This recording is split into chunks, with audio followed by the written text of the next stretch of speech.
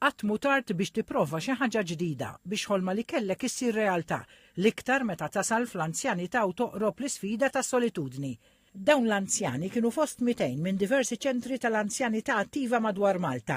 Ħadu sem f'workshop ta' sparar organizzat fil-Halfar Shooting Range bħala parti minn inizjattiva li bdiet f'Jannar u ssir darba fix-xahar. L-inizjattiva tmexxiet mill-laqda volontarja Southern Shooting Club Malta bħala parti mill-iskema Komunitajiet Aktar Inklusivi tas-sena li għaddiet maħruġa mill-Ministeru għall-Inklużjoni. Minn dal-programmi rajna li meta l-anzjani ma jitilqux ħajjithom u jibqgħu attivi, jieħdu pjaċir u llum rajna anzjani ta' 80 sena jieħdu sehem f'din l-attività u anka jagħmlu skor għalina huwa tajjeb għall-età tagħhom. Ħadu pjaċir ħafna u kienu kompetittivi bejniethom u għalihom ħafna minnhom kienet xi ħaġa ġdida.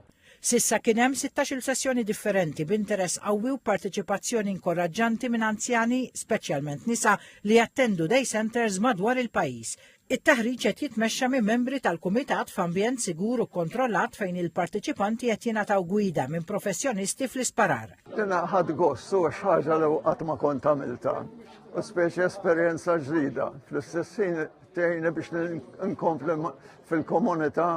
Jiena dawn is-sezzjonijiet qegħdin jogħġbuni ħafna u tħal ġdida u qiegħda nieħu pjaċir għax toħroġ u tuħu pjaċir mal-anzjani bħalek.